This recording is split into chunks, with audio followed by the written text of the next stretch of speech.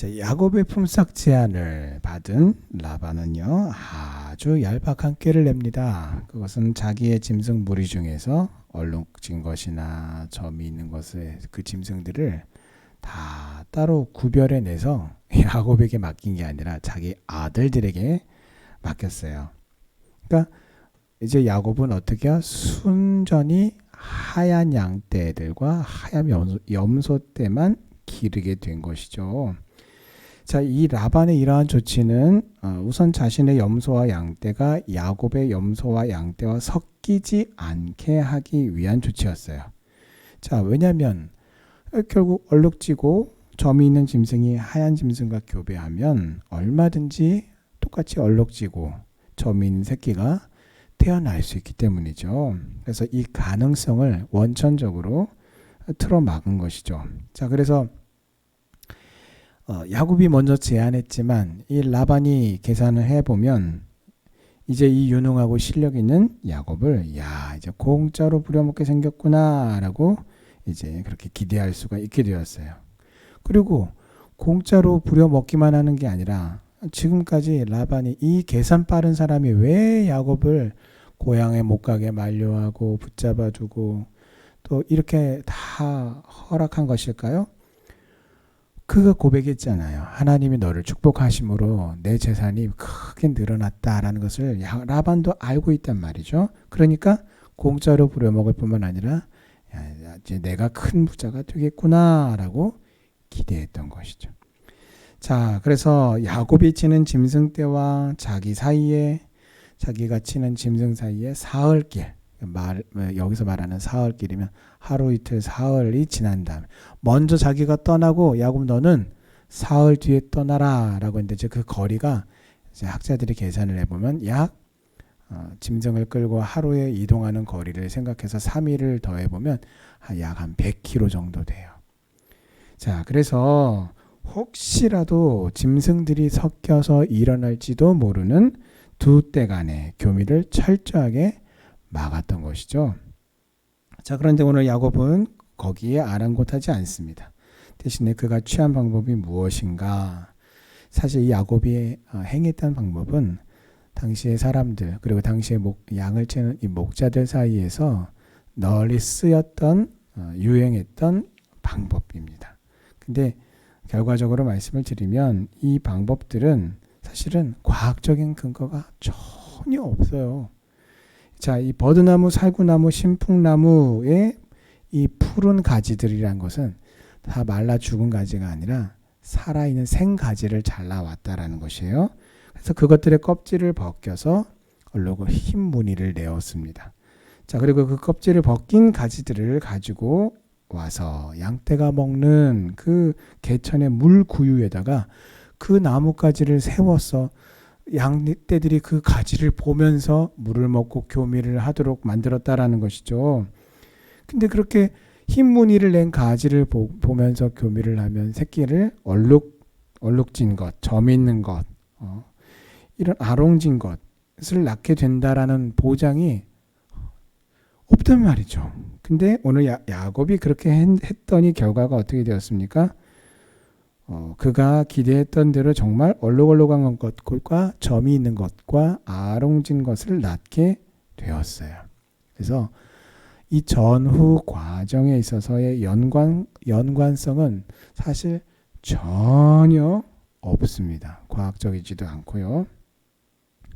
하지만 결국은 이 야곱의 말대로 야곱의 재산이 될 얼룩지고 점 있고 아롱진 것들 이 새끼를 낳는 것은 무엇입니까? 오직 하나님의 은혜 때문인 것이죠.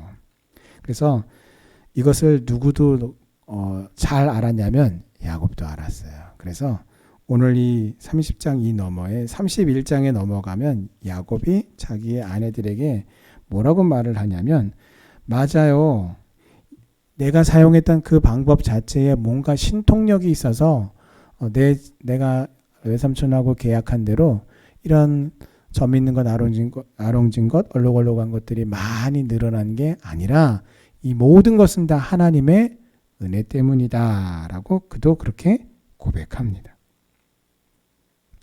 자, 이것은 여호와 하나님의 적극적인 개입하심으로써 야곱이 하란 땅에서 큰 부자가 되었다라는 것을 알 수 있어요. 그래서 오늘 마지막 43절에 결론이 뭐냐면, 이렇게 한 결론이 뭐냐? 매우 번창하여 양떼와 노비와 낙타와 나귀가 많게 된 큰 부자가 되었다라는 것입니다. 그리고 이 기간은 외삼촌과 재계약을 한 때로부터 약 6년밖에 걸리지 않았습니다. 그래서 야곱이 사용한 이 방법은 당시 목자들 사이에서 유행하던 수태 방법이었는데요. 이 사람들이 보통 뭐라고 말을 하냐면, 고장난 시계를 두고서 뭐라고 말합니까? 건전지가 다해서 시계가 안 가면 아이고 하루에 2번은 맞겠네, 이렇게 말한단 말이에요. 왜 그렇습니까? 만약에 고장난 시계가 5시 반을 가리키고 있다면 하루에 2번이 있잖아요. 새벽 5시 반, 또 오후 늦게 오후 5시 반. 그래서 이렇게 2번이 있으니 만약에 우연히 겹쳐서 지금 몇 시야? 딱 시계를 봤는데 고장난 시계였단 말이에요. 근데 그걸 고장난 줄 모르고 시계를 딱 봤더니 5시 반인데, 정말 그때가 새벽 5시 반일 수도 있고 아니면 오후 5시 반일 수도 있을 때, 고장난 시계도 우연히 겹쳐서 하루에 2번은 맞는단 말이에요. 우리도 살다 보면 이처럼 야, 이거 어떻게 된 일이 이렇게 우연의 일치가 있을 수 있어? 싶은 그런 때가 있습니다. 바로 이때에 우리가 믿음이 없으면요, 모든 것이 다 우연의 일치처럼 보이고 생각이 돼요. 그러나 반대로 우리가 여호와 하나님을 믿는 믿음이 있다면 그것이 바로 하나님의 도우심이고 하나님의 섭리이고 하나님의 은혜의 역사임을 우리가 부정할 수가 없습니다. 믿음의 자녀로 산다, 성도로 살아간다라는 것은 내 삶의 주인이신 여호와 하나님께 내 삶을 다 맡기는 것이고, 또 내 삶에 일어나는 모든 일들에 대해서 하나님의 주권과 역사하심을 믿음으로 인정하는 것입니다. 우리네 조상님들도요, 잘 되면 내 탓, 안 되면 조상 탓이라는 말이 회자가 될 정도로 여호와 하나님의 그 주권을 인정함, 그리고 주인 되심을 인정하기보다는, 물론 복음을 못 들었기 때문에 몰랐던 것은 당연한 것인데요, 결국 제가 무엇을 말씀드리려고 하면, 우리 조상님들도 역시 죄인인지라 자기 사랑 중심의 삶을 살았다라는 것이에요. 이게 결국은 죄인이라고 하는 증거이고, 그것이 바로 죄인의 삶의 모습인 것이죠. 자, 그러므로 우리는 여호와 하나님의 주권과 하나님의 도우심을 믿고 구하는 이 믿음의 고백과 순종으로 살아야 합니다. 그래서 이 야곱의 전혀 비과학적인 방법에도 불구하고 하나님께서 적극적으로 개입하셔서 도우신 이유가 무엇입니까? 그것은 하나님이 세우신 언약을 하나님께서 이루시기 위함입니다.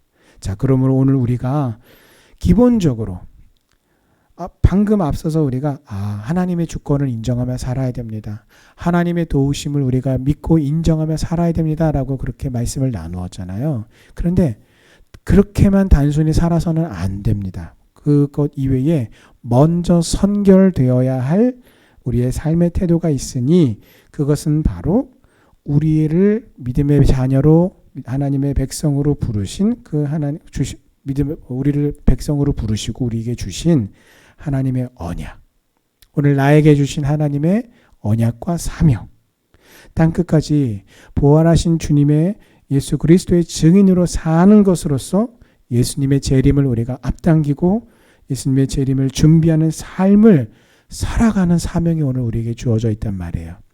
이 삶을 살지도 않으면서 그저 하나님의 도우심을 우리가 믿고 구한다면 의미가 없단 말이죠. 내게 주신 이 사명을 우리가 적극적으로 우리의 삶에 우리가 순종하며 살아갈 때에 하나님께서 우리의 삶에 더 적극적으로 개입하시고 도와주실 것입니다. 그래서 신실하신 여호와 하나님께서 하나님의 언약을 반드시 지키시고 성취하시고 이루십니다. 그러므로 내 삶에 이 하나님의 언약을 믿음으로 끌고 들어와야 돼요. 그 끌고 들어오는 것이 바로 믿음이에요. 그리고 그것이 그 믿음이라고 하는 것은 내가 잘 될 거야 라고 믿는 그런 믿음은 이 세상에도 흔하고 흔합니다. 그것은 우리가 긍정의 힘이라고 말하죠. 그러나 오늘 우리가 그 믿는 여호와 하나님의 그 도우심과 주권과 개입하심을 적극적으로 내 삶에 끌어오는 믿음은 바로 내게 주신 그 하나님의 말씀대로 순종하여 나에게 주신 그 땅 끝까지 이르러 예수 그리스도 부활하신 주님의 증인의 삶을 사는 그 믿음의 사명을 감당하는 것이 바로 주님의 도우심을, 하나님의 도우심을 내 삶에 적극 개입시키는 방법이란 말이죠. 그래서 오늘 이 하나님의 도우심을 끌어들어오는 이 믿음의 삶을 살아내면서 여호와 하나님의 주권과 도우심을 믿고 구하는 우리 성도님들 되시기를 주님의 이름으로 축원합니다. 자, 똑같은 방법으로 야곱은요, 약한 것은 라반의 것이 되게 하고 튼튼한 것은 야곱의 것이 되게 하려고 했고 하나님께서 또 그대로 행하셨어요. 야곱이 원하는 대로 행하셨어요. 그래서 결국은 야곱이 매우 번창하여 양떼와 노비와 낙타와 나귀가 많아지게 되었습니다. 그래서 6년이라고 하는 정말 짧은 기간 내에 큰 부자가 되었어요.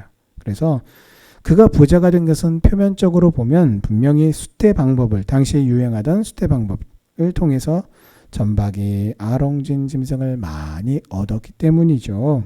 자, 그러나 그것을 우리가 내면적으로, 영적으로 보면 하나님께서 야곱을 도우셨기 때문입니다.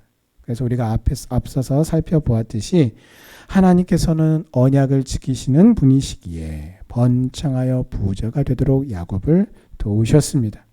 자, 또 한 가지 하나님이 도우신 또 한 가지 이유는 야곱 역시 그가 비록 계약을 맺고 열심히 치지만 그 짐승이 내 것이 아니란 말이에요. 정상적으로 하얗게 태어나는 짐승들은 다 외삼촌의 것이라고 자기 입으로 먼저 그렇게 계약을 내걸었잖아요. 그리고 그 계약이 체결이 됐단 말이에요. 그래서 지금 당장 내가 참 땀 흘리고 수고하고 애쓰고 고생해야 되는 이 모든 것들이 다 내 것이 아니에요. 내 것이 아닌 짐승을 치는 그런 일을 했지만 그럼에도 야곱은 최선을 다해서 성실하게 일했어요. 앞에서 그 라반 역시 자기 입으로 그래 내가 네가 어떻게 행했는지 알지? 네가 게을리 행했으면 내가 너를 지금까지 가만히 뒀겠니라는 의미인 것이죠. 그 말은 야곱은 지금까지도 언제나 늘 최선을 다해서 성실하게 그렇게 충성을 다하는 사람이었다라는 것입니다.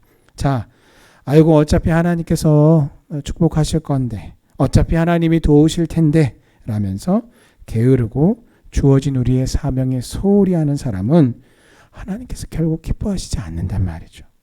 왜냐하면 하나님은 하나님의 언약을 믿고 충성하며 성실하게 행하는 자를 기뻐하시고 도와주시기 때문입니다. 오늘 나에게 주어진 모든 믿음의 일들을 우리가 성실하게 충성스럽게 감당합시다. 야곱처럼 아이고 내 것이 아니라 위탁받은 일이라도 마치 내 일처럼 주의 의식을 가지고 충성을 다해서 최선을 다하시기 바랍니다. 바로 그럴 때에 여호와 하나님의 축복하심이 오늘 나와 함께하며 하나님의 도우심의 은혜가 풍성하게 뒤따르게 될 줄 믿습니다.